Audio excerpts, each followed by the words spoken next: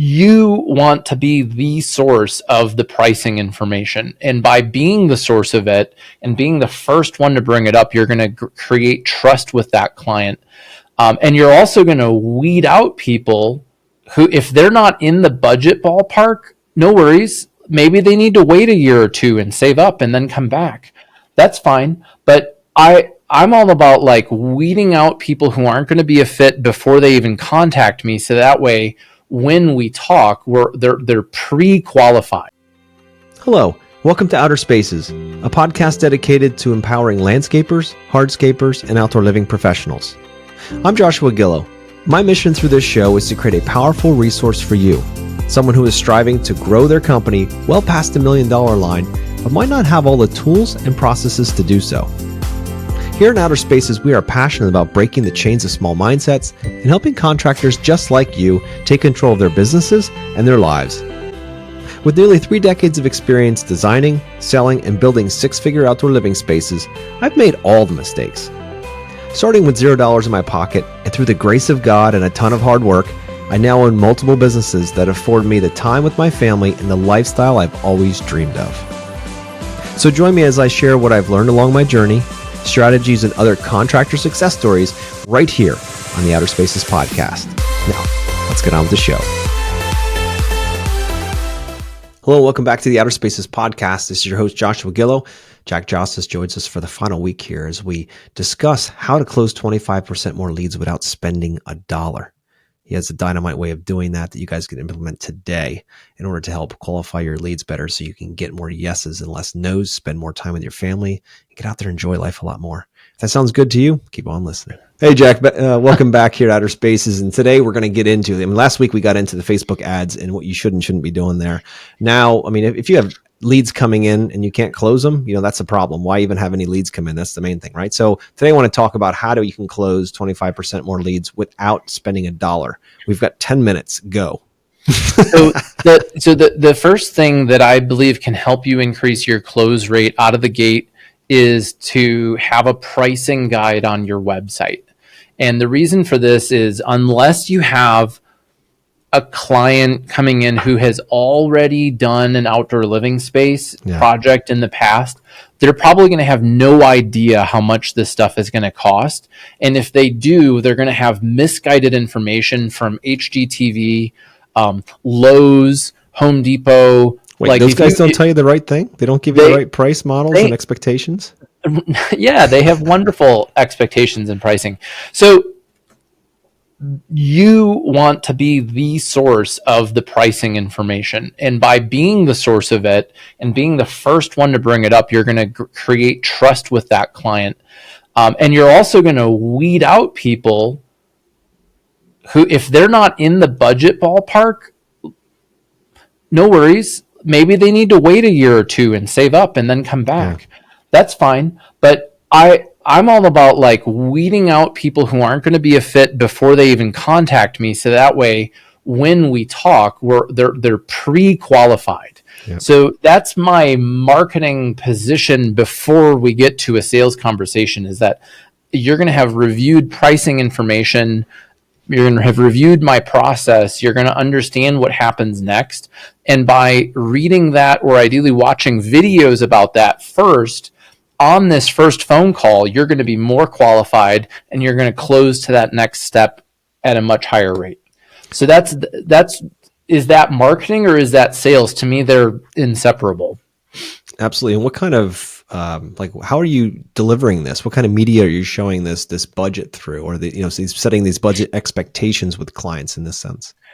Yeah, so one of the ways that we do that is through a written pricing guide on the website. And I recommend it be built into the menu of your website. And this is not a McDonald's menu of a patio costs exactly this, but it's an answer to what you're probably going to talk about. You're still going to need to talk about on the phone, but there's going to be less sticker shock of it depends. And so you can share with people, well, here is a 100 square foot space using these materials, and the investment was this, and we have a photo of it.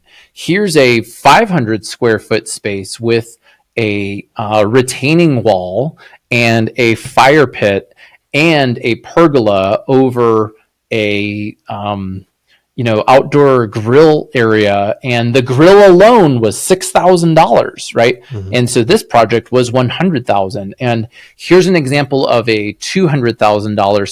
So now we're kind of bracketing them, and we're showing them some examples visually, and it's not, again, a selection menu, but it's like here's ranges of projects between. And I recommend that you have a minimum. Do they start at 20,000? Do they start at 50,000? Yep. Whatever that is, clearly communicate that. And then I also don't want you to be limited, and maybe some of them are $300,000 plus. Maybe you can do a $500,000 project. Or maybe your sweet spot is 50,000. It's not about how much. It's more of like, what do you do and what's the range for how much it costs? So that's the first thing. And then on the contact form, have a budget range that they can select. Yep. And have the minimum one start with the lower end of your budget. So if your projects start at 20,000, the first bracket might be 20 to 50,000. Yep. That alone is going to eliminate a lot of people. And then once they fill that out, I have a thank you page video. So that means when you fill out the form, we have a video, and many clients hire me to do this for them, and we shoot it, and it looks excellent. And it's basically like, hey, it's Jack from Jack's Outdoor Spaces. Thanks for filling out our website contact form. I'm going to call you to schedule your discovery call, or maybe you use online scheduling. I recommend this for people. Thanks for scheduling a call with us. On this call, we're going to talk about what are you looking to do with your space? Roughly, what kind of budget are you anticipating? What kind of timeline are you in? And we look forward to talking with you about that. And in the meantime, check out our pricing guide, check out our portfolio, and read our reviews. So now they've literally heard and seen me before that call. And on that call, I'm going to just guide them through the steps of the sales process that I've already outlined on my website. Yep. So if the next step is a on-site consultation and I charge for it, there's no surprises that I'm going to charge for it. That's right. Now, I'm not necessarily saying that you need to charge for it. But if the next step after that is a paid design and they range from 2,000 to 5,000, I'm going to get real clear with them on that phone call. Yep. So by getting clear up front with people about what happens next and roughly how much is it going to cost, my close rate's going to go way up. I'm going to get way fewer people who are like, oh my gosh, $20,000 for something in my yard? Yeah. It's like, look, lady, you should not be on my calendar because I've already told you in a video, in a pricing guide, and you selected. Like, that call isn't going to happen for me.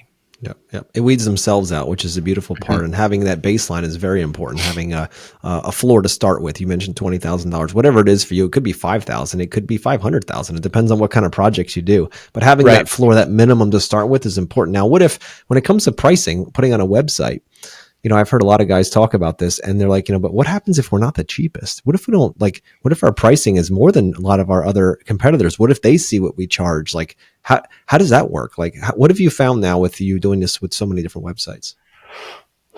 Well, what I found, and I actually have a review on my Facebook page for Ramblin' Jackson. So I had a client, his name's Todd Brown.